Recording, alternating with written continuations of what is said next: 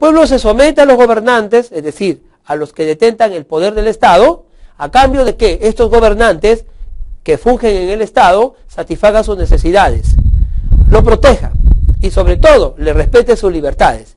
Si esto no se da, el contrato social se rompe y la población podía tomar las armas.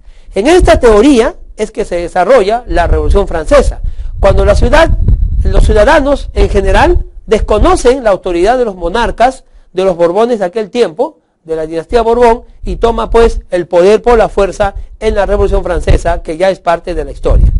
El elemento de la población entonces, como hemos visto, juega desde el origen del Estado un papel determinante, un papel importantísimo, porque será ella quien dé a luz al Estado, será ella quien crea el génesis de la existencia del Estado, y será ella también que lo supervigile, que lo supervise y que finalmente sea la actora de las principales transformaciones estructurales de lo que nosotros conocemos como Estado.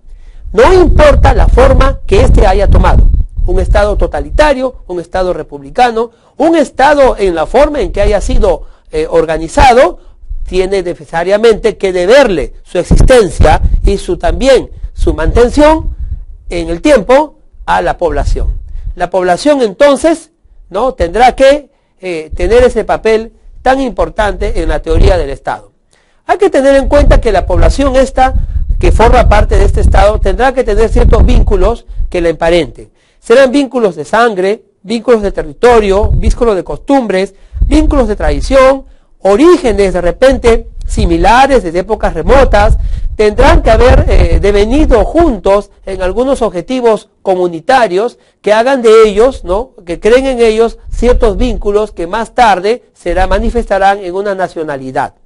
Sin embargo, puede ser que en una población no todos seamos nacionales. En realidad, con el tema de la globalización, hace ya mucho tiempo y muchos lustros que las poblaciones no son homogéneas totalmente. No solamente por la diferencia de región, por la diferencia de provincial, departamental, sino también por la existencia de grandes movimientos migratorios mundiales, donde un Estado ha recibido a extranjeros de diferentes partes y latitudes del mundo. Se sabe hoy en día que cuando hablamos de población, tenemos necesariamente también que mencionar algunos elementos extranjeros. ¿Qué pasará con un extranjero que forma parte de esta población, que tiene un Estado organizado y que posee un territorio? Pues tendrá que someterse a la competencia y a la jurisdicción que esa población ha creado en ese Estado y que se aplica en ese territorio. Los extranjeros, bajo ciertas normas especiales, tendrán que someter su personalidad, su conducta, su emprendedurismo, su iniciativa a las normas y a las leyes que rigen en ese Estado en particular. El elemento de población, como ves entonces, es un elemento muy importante en la teoría general del Estado. El otro elemento es el elemento del territorio. Mencioné hace unos minutos atrás de que no podemos concebir un Estado sin territorio, y esto es ciertamente así.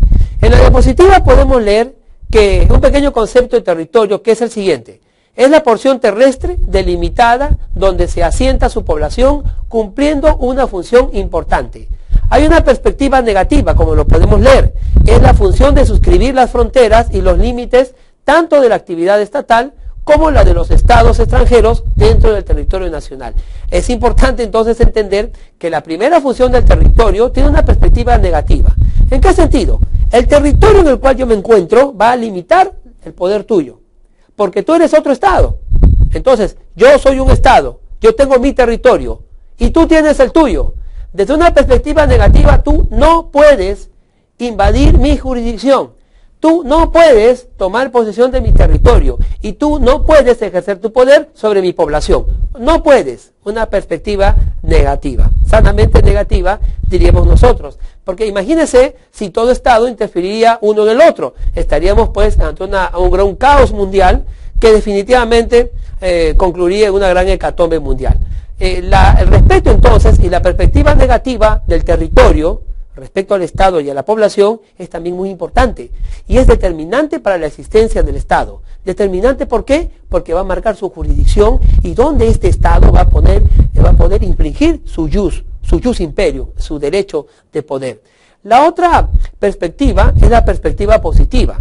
Vamos a ver la diapositiva. le hemos puesto allí un fondo ecológico, porque queremos resaltar que en lo físico, la perspectiva positiva del territorio es que este territorio va a proveer para nosotros, para la población, el espacio geográfico necesario donde vamos a encontrar los recursos naturales que van a hacer posible que nuestra población sobreviva, superviva o en todo caso viva. Los recursos naturales que nosotros podemos encontrar en el territorio serán utilizados para beneficio de la población, de nuestra población, no de una población extranjera, a menos que nosotros, pudiendo explotar y reservando para nosotros estos recursos naturales, tengamos un excedente de ellos y podamos negociar y comercializar vía el comercio exterior, vía los tratados de libre comercio y vía todas las normas y legislaciones internacionales comerciales o de derecho económico internacional, estos recursos para beneficio de otros estados. Entonces, esta perspectiva positiva del territorio es importantísima, especialmente en un estado como el estado peruano, por poner un ejemplo. El Perú es un estado completamente ecologista y ambientalista. Es un estado que tiene una riqueza que nosotros no podemos siquiera imaginar. Los ojos del mundo miran al Perú como una fuente no solamente ya de riqueza en biodiversidad, sino en minería y también como un recurso al cual hay que proteger, como las grandes especies, tanto en fauna como en flora, que existen en nuestro territorio. Estos recursos naturales merecen de una forma de gestión que el propio Estado, que los administra y el cual es propietario a nombre de la población, tendrá que crear. Estos sistemas de gestión ambiental, estos sistemas de gestión económica o sistemas de gestión de explotación de recursos tendrán que formar parte, en todo caso, de esta legislación propiamente, de esta legislación de ese nivel constitucional. Hace algún tiempo habían grandes juristas que pensaban que la legislación ambiental, por ejemplo, de protección de los recursos naturales, tenía que tener rango constitucional. Hoy en día, si bien es cierto, se reconoce, no un rango exactamente constitucional, pero sí se reconoce un rango de ley a aquellas normas de medioambientales. Por eso es que tenemos nuestra legislación de protección del medio ambiente y tenemos vasta legislación de empresa y desarrollo sostenible. Estos recursos naturales también tienen que ser protegidos no solamente porque generen una riqueza o puedan satisfacer una necesidad, sino porque los recursos naturales están íntimamente relacionados con las comunidades. Ojo, cuando hablamos de comunidades estamos hablando entonces de población. ¿Se da cuenta usted cómo no podemos separar un elemento del otro? ¿Cómo no podemos hablar de población sin hablar de un territorio y obviamente sus recursos naturales? El desarrollo sostenible de cada estado está íntimamente relacionado también con el territorio y los recursos naturales que se encuentren en él. El territorio del estado puede analizarse de distintos componentes. Vamos a ver algunos de esos componentes del territorio. En la diapositiva podemos ver dos de estos primeros componentes. El primero es el territorio terrestre. Obviamente no es muy complicado explicarlo. El territorio terrestre es la tierra física y la tierra superficial, dentro de los deslindes geográficos y su proyección hacia el subsuelo. El territorio es importante entenderlo desde el punto de vista terrestre. ¿Por qué? Porque en todo caso es la parte visible, es la parte objetiva de un territorio. Nosotros podemos coger un avión y volar por encima del Perú y podemos ver sus montañas, sus valles, sus ríos y todo aquello que pertenece al Estado peruano, porque es el territorio donde nosotros ejercemos soberanía. Al mismo tiempo, el otro elemento son las aguas interiores. ¿A qué se llama aguas interiores? Nosotros vemos en la diapositiva un concepto de aquellas entendidas como las que están dentro del territorio terrestre.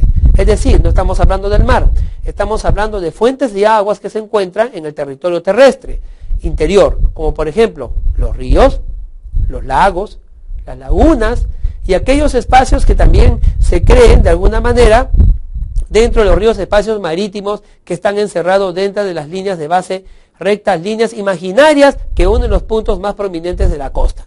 Vamos a ver más adelante esto de las aguas interiores. Continuemos.